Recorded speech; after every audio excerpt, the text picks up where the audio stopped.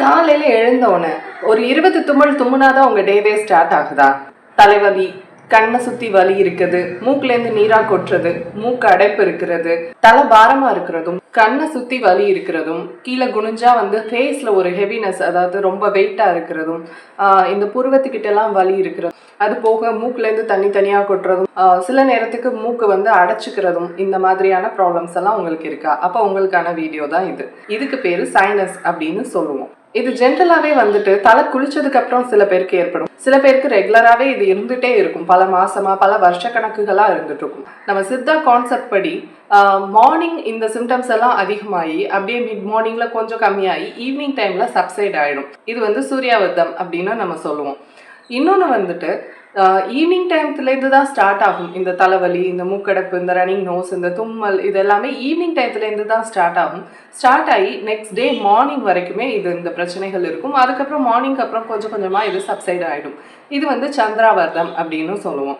So இது இல்லாமல் என்ன பிரச்சனை இருக்கும் அப்படின்னா, நம்மளோட போன், நேசல் போன் ஒரு சின்ன டீவியேஷன் இருக்கும். சில பேருக்கு அந்த செப்டம் டீவியேட் ஆயிருக்கனால அனாட்டமிக்கல் டிஃபெக்டாகவும் இது இருக்கலாம். பிறக்கையிலே இந்த பிரச்சனை இருந்தவங்களும் இருக்காங்க. இல்லை ஒரு சில பேருக்கு அந்த நேசல் போன் வளைஞ்சனாலையும் வரும். இன்னும் சில பேருக்கு நேசல் பாலிப்புன்னு சொல்லுவோம். நம்ம மூக்குக்கு இடையில ஒரு சின்ன கட்டி மாதிரி, அதாவது பாலிப் மாதிரி இருக்கும். ஸோ அதனாலையும் இந்த பிரச்சனை உருவாகலாம். இந்த சைனஸ், தலைவலி, இதுக்கு என்ன ஹோம் ரெமிடிஸ் பண்ணலாம் அப்படின்னா, நொச்சி இலையை நல்லா தண்ணியில் போட்டு கொதிக்க வச்சு அதுலேருந்து வர்ற ஆவியை நல்லா பிடிக்கலாம். அதே மாதிரி அந்த நொச்சி இலையை சுக்கு தேவையான அளவு எடுத்து அது ரெண்டத்தையும் பேஸ்ட் மாதிரி பண்ணி, ஸோ இந்த ஏரியாஸ், இங்கே சைனஸ் இருக்க ஏரியாஸ் எல்லாமே நீங்கள் அப்ளை பண்ணி ஒரு பற்று மாதிரி போட்டுட்டு வரலாம். ஸோ இது போடுறப்போ உள்ளுக்குள்ள உள்ள அந்த நீரை வாங்கிடும். நொச்சி இலையை பறித்து அதை ஒரு வெள்ளை துணி இல்லைனா ஏதாவது ஒரு நல்ல காட்டன் கிளாத்தில் வச்சு அதை மேலே கவர் பண்ணி நம்ம பில்லோவுக்கு மேலே வச்சு படுத்துட்டு வர்றப்போ அந்த தலை பாரம், சைனஸோட எஃபெக்ட் எல்லாமே நல்லாவே கம்மியாகிறத பார்க்கலாம். அதுவும் நைட்டில் நீங்கள் வச்சு படுத்துட்டு காலையில் எந்திரிக்கும் போது நல்லாவே டிஃப்ரென்ஸ் இருக்கும். இதை நீங்கள் ரெகுலராகவே பண்ணிட்டு வரணும். ஒவ்வொரு டைமும் ஃப்ரெஷ்ஷான இலை தான் எடுக்கணும்னு அவசியம் இல்லை, காஞ்ச இலைனாலும் பரவாயில்ல தான். நம்ம வீட்டில் எல்லாரும் வீட்லேயுமே இந்த திருநீர் இருக்கும், விபூதின்னு சொல்லுவோம். ஸோ இதை நீங்கள் எடுத்து தேவையான அளவு எடுத்து அது கூட நீங்கள் சுடு தண்ணி மிக்ஸ் பண்ணி அதை நல்லா பேஸ்ட் மாதிரி போட்டுட்டு வரப்போ இந்த சைனஸோட தலைவலி, இந்த மூக்கு ஒழுகுறது, அந்த தும்மல் வர்றது, நேஷல் கன்ஜஷன் இருக்குது, இது எல்லாமே சரியாகும். இதை நீங்கள் கண்டிப்பாக ட்ரை பண்ணணும். இல்லை இது எல்லாமே நான் ட்ரை பண்ணிட்டேன் ஆனாலும் எனக்கு இதில் சரியாகலை அப்படிங்கிறவங்க சுக்கு தைலம் அப்படிங்கிறது சித்தா மருந்து கடைகளில் இதில் கிடைக்கும். நீங்கள் அதை வாங்கி நீங்கள் ஒவ்வொரு ஹேர் வாஷுக்கு முன்னாடியுமே நீங்கள் அதை ஹெட்டு, ஸ்கால்ப் ஃபுல்லாமே நீங்கள் மசாஜ் கொடுக்குற மாதிரி இருக்கும். அதை ஒரு 15லேருந்து 20 நிமிஷம் நீங்கள் ஊற வச்சதுக்கப்புறமா நீங்கள் ஒரு வெதுவெதுப்பான தண்ணியில் நீங்கள் தலைக்கு குளிச்சுட்டு வர மாதிரி இருக்கும்.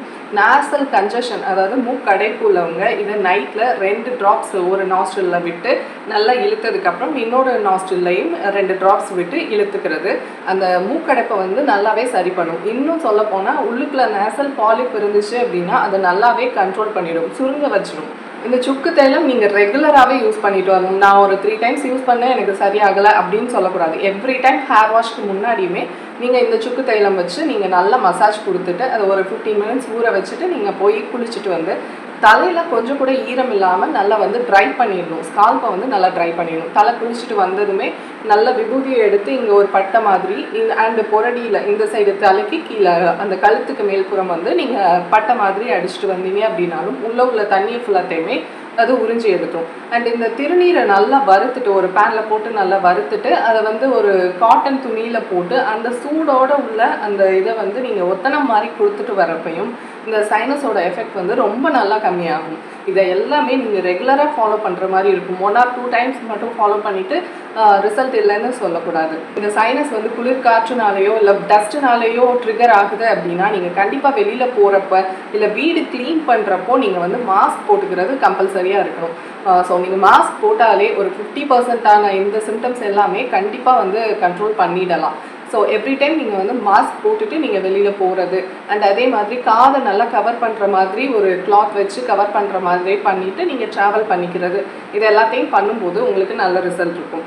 இல்லை எனக்கு இதெல்லாமே செஞ்சும் பிரச்சனையாக இருக்குது அப்படின்னா உங்கள் ஊரில் உள்ள சித்தா டாக்டரை போய் பார்த்து ஒரு கன்சல்டேஷன் பார்த்து உங்களுக்கு என்ன பிரச்சனை, ரூட் என்ன, காஸ்னால வருது அப்படிங்கிறத கண்டுபிடிச்சு அதுக்கான மெடிசன் எடுக்கிறப்போ கண்டிப்பாக இது எல்லாமே சரியாயிடும். இந்த இன்ஃபர்மேஷன் உங்களுக்கு பிடிச்சிருந்தா லைக் பண்ணுங்கள், அண்ட் யாருக்கு இது தேவையோ அவங்களுக்கு இதை ஷேர் பண்ணி விடுங்க. தேங்க்யூ.